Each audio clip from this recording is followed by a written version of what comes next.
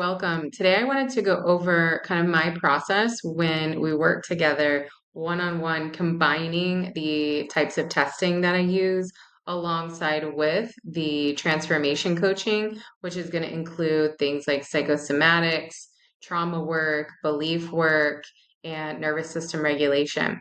So before I get started, nothing in this video is considered medical advice. Everything is for educational purposes only. Please consult your healthcare provider before making any changes to your routine.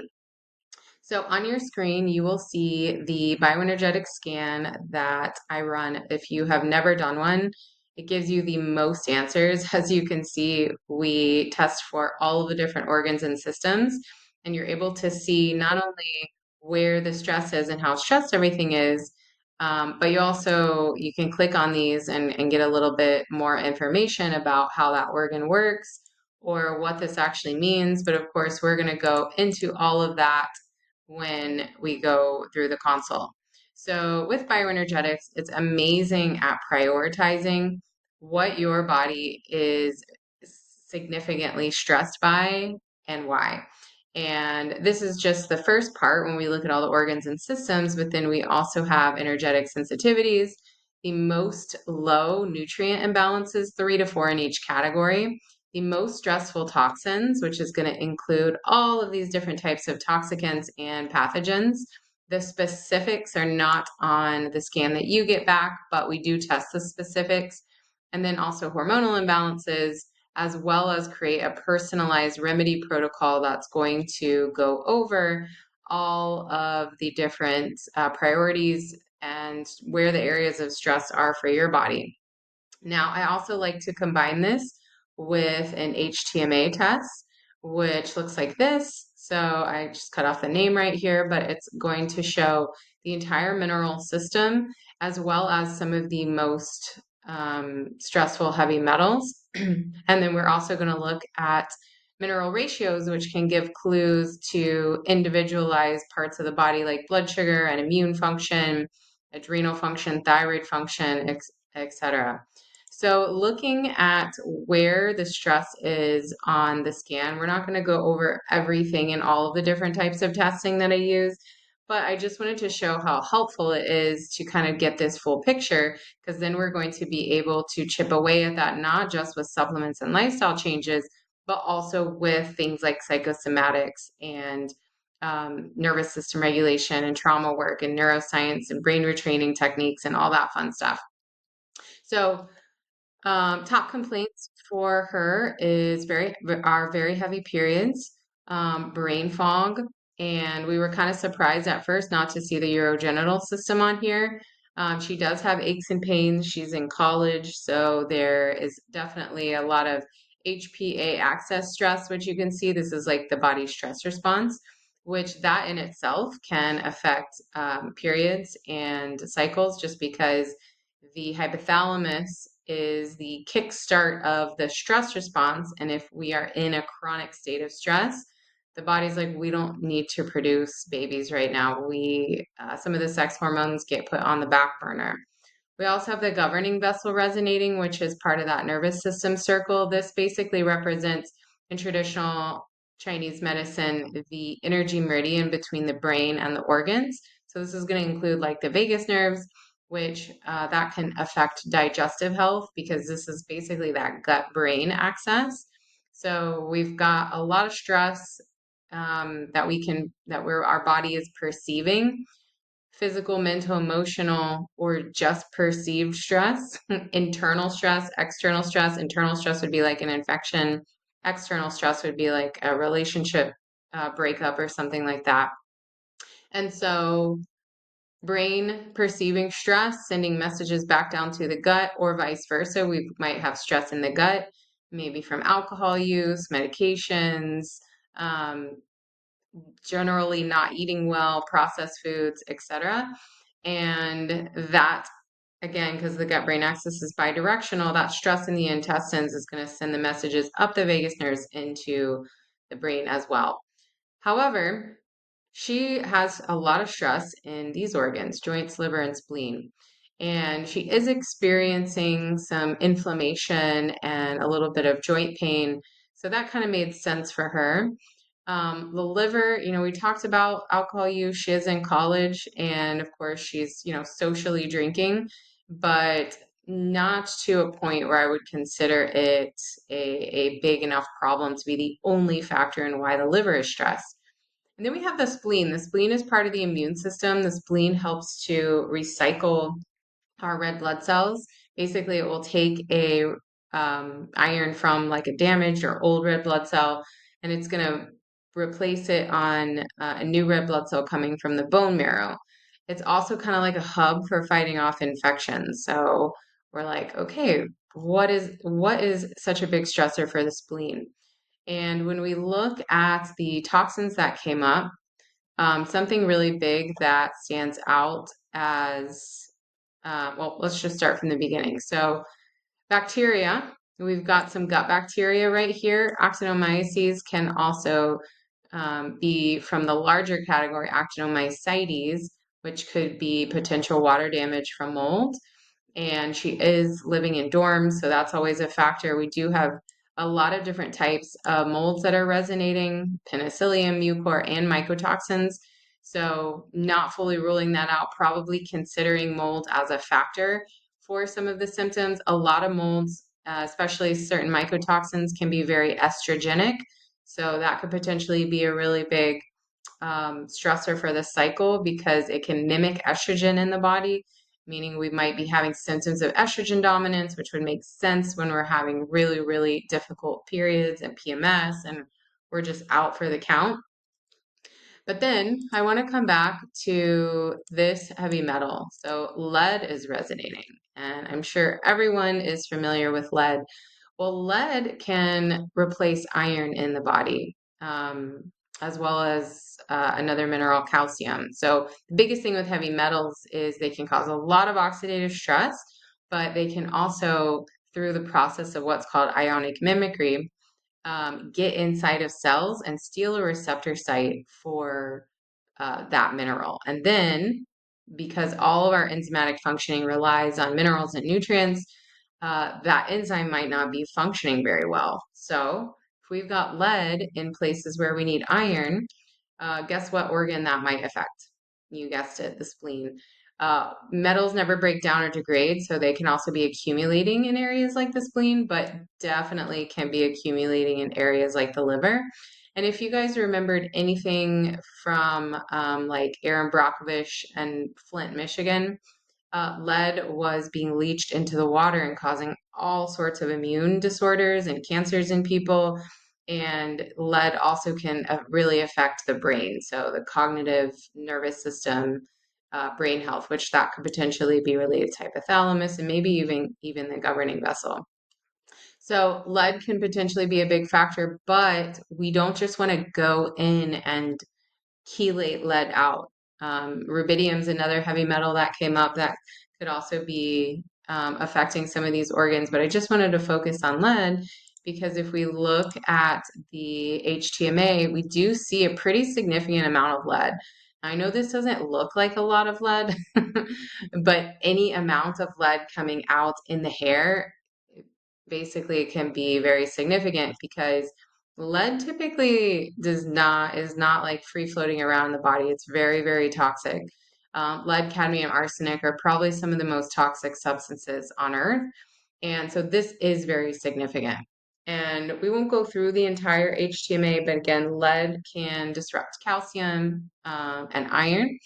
And when we're looking through the lens of Dr. Wilson and Dr. Paul Eck's work, according to these first four mineral patterns, we're going to need some adrenal support here because sodium and potassium are a good reflection of the adrenals. And of course, we remember the adrenals did come up on the scan as one of the most stressed areas, hypothalamus and adrenal. So that definitely makes sense.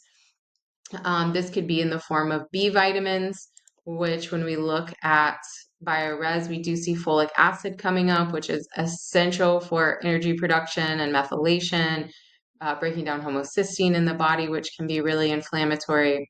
And just looking at HTMA as well, we also have potassium resonating as low, which definitely makes sense with this low potassium coming up as well. We've also got looking at the Na to K ratio, we've got a low Na to K ratio here, which is a good representation of the electrical vitality of cells. And a low Na to K ratio can also impact the gut, especially like overgrowth of gut bacteria and parasites and leaky gut and all of that. And if you remember, those types of resonating toxins were coming up. We didn't go over parasites, but there were quite a few that came up, like anisakin larvae and chelomastics, both which can really affect the gut, and they're microscopic. They can build biofilms and they can affect gut health as well.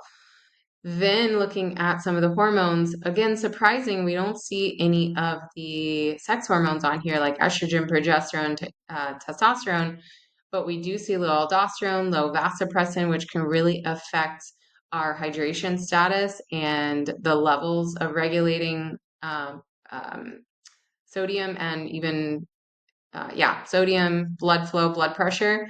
So this also matches that HTMA. Usually when sodium's low, aldosterone will also be low, so that definitely correlates. And then the vasopressin, if this is low, this can cause us to be pretty dehydrated as well because it's also an antidiuretic hormone. This is produced by the hypothalamus, which was one of the most stressed areas. So before moving on to the psychosomatics aspect of this, just looking at the remedies, we obviously have some liver support. Burdock, which is a drainage formula, can help with purifying the blood, which means that's going to help to support the spleen because the spleen is cleaning and filtering and recycling the blood, but we also liver gallbladder support here. And then we also have two different adrenal products that are in the form of homeopathy. We have some gut support, both in the amoeba tox and IBD tox, which just changed, but it's going to be working on the gut. Through the lens of Dr. Wilson and Dr. Paul Eck's work, we would also need a lot of calcium, magnesium, boron, a little bit of vitamin D, both for absorption and retention, plus some adrenal support in the form of adrenal glandulars, which because we did bioresonance, we see that homeopathy was actually resonating for this person instead of the glandulars. And we don't ever target an individual heavy metal. We balance the minerals all together at the exact same time so that the body can release these heavy metals when it feels ready, when it feels safe, when it has enough of the minerals so that it can say, we don't need lead in this receptor site anymore. And there's other supplements that are recommended through the lens of mineral balancing, but just for the sake of this video, in a nutshell, it kind of overlaps with what came up on BioRes. So both of that makes sense on a physical, on an energetic, bioenergetics level, we're making sense, right? Now I want to go to German New Medicine. This is Learning GNM. And German New Medicine is basically like a framework or an overview of how the body is working. There are 5 biological rules, and it goes very deep into how our psychological conflicts, how we view and perceive stress, can actually affect the organs of the body and can maybe attract or have cause overgrowth of bacteria or fungi because those pathogens are actually needed to resolve or to activate a perceived threat or perceived conflict. With the 5 biological laws, in order for an event in our lives to be something that causes what's called a special biological program.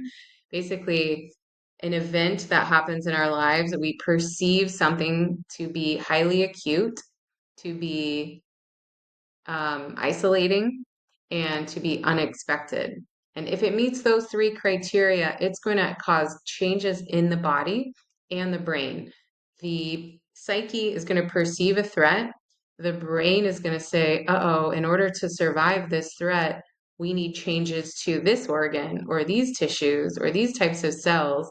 and then it literally starts changing things. Now, that could be in the form of cell proliferation, cell growth, like tumors and cysts, or it could be in the form of cells being broken down with bacteria or with fungi. And when we go closer in at the organs that came up, so this is the spleen, and the biological conflict linked with the spleen is a bleeding or injury conflict. And this is interesting. Self-evaluation conflict associated with blood. So when I mentioned this, it was very obvious that this is related to the very heavy periods that she was having, because it scared her. She didn't know what was wrong. It was new. It was a lot of blood. She doesn't like blood. And this can be activated in the situation of severe bleeding. So with that, we can use things like trauma healing modalities like EMDR or theta healing. We can do brain retraining techniques and neuroscience techniques on this belief or this fear and this nervous system response to the conflict. So we can have her sit with the discomfort of when you started having the heavy cycles and seeing the blood and feeling the somatic visceral reaction in the body, and being able to sit with that, feel that, process that, and then again using some of those techniques to desensitize that visceral response from the thought or the image or the feeling or the belief or whatever the thing is. So that's the spleen. And when I talk about this with clients, I usually say, don't worry about like conflict active and where the brain and the embryology is talking about. Just look at that biological conflict. Now, of course, if you're interested, you can definitely learn a lot more into German new medicine. But just for the sake of overcoming or understanding how your situations in your life and your perceptions are affecting you, that's all you really need to focus on. So then we're going to look at the liver.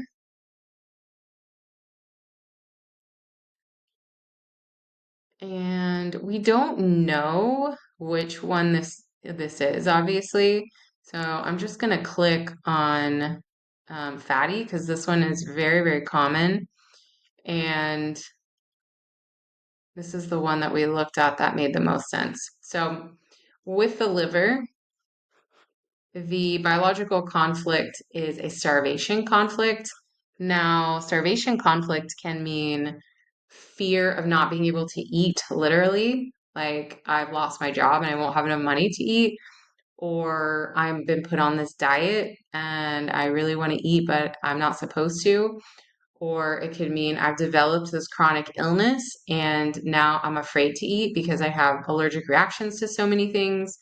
And what really resonated for her was kind of a combination of the food allergies and food sensitivities that she had started to develop after being in college. So that's another reason we kind of suspected mold, because it can really mess up the gut microbiome. And then also it can exacerbate mast cell reactions and histamine reactions. So a limited diet, not being able to eat all of the foods, not like logically, she literally thought she was going to starve, but it was more like I don't fit in, I can't go out with my friends, I can't eat as much as I wanted to, or the types of foods that I want to. I can't eat gluten when I go to restaurants and people think I'm weird. But then also money wise, she is in college. And so not being able to fully just afford everything, she's not working currently. So she's on a really limited budget. So if she goes out with friends once, that might impact her ability to eat for the next couple weeks. So that definitely made sense. And again, use the same techniques. I have a 5-step process to work through some of those things. And then lastly, we're going to look at the joints. Well, it didn't come up, so we're gonna look at, I think it's called, well, let's look at bones. I think it's under that. Okay, so ligaments tendons, cartilage. I know that the lymphatic system falls under the same conflict as well, which is a self-devaluation conflict. So loss of self-worth, anything that has to do with that locomotor system can be related to self-devaluation conflict. So the bones are the most severe, which I guess the joints could technically be resonating because of the bones, especially with lead resonating, because lead also displaces calcium, which is very important for bones. So we're looking at a self-evaluation conflict, which basically means I don't value myself. Obviously, this can have to do with self-esteem, but this could also be related to not trusting your body's ability to work properly or ability to heal, literally devaluing the processes of the body. So I think that that's really interesting to dive into. And this isn't necessarily something that is a 1-2 punch for my 5-step process, or we could do EMDR on, and then all of a sudden your self-esteem is great. This is more something that is going to have layers upon layers upon layers to it that we would work through a little bit more slowly. And you can see some of the like generalized self-devaluation. I'm getting old, not as good as I used to. If you have a poor performance in school, in art, how often do we talk to ourselves in this way, right? Everybody does. And so by layering the physical, the energetic, the emotional, all three of these things together, we are guaranteeing that we are addressing all of these different layers of how we've gotten to this point and uncovering each and every stone. So if you were to see a functional medicine doctor, they're going to do the physical stuff, right? If you were to see a therapist, an energy worker, a somatic experiencing teacher, they're going to focus on that, the energetic, the emotional. If you were going to see someone who just looked at HTMA, they're only going to focus on the mineral systems and balancing the mineral systems. Likewise, I don't do any sort of body work. Everything is virtual. So I have a limited scope when it comes to posture and tongue posture and myofascial fascial leg movements. So I combine as many things as I feel like I can virtually to really be able to work through things so that you understand exactly how your body's working. You've got all the answers. You're not wondering anymore. You're not clueless. You're not second guessing yourself. You have all the pieces of the puzzle, and that you're able to work through these things and heal. So, if you're interested in working one on one with me, you can find information on my website, thehealerrevolution.com. I also have a podcast called The Healer Revolution as well. And you can find me on Instagram at Amanda Panacea. Thanks. Bye.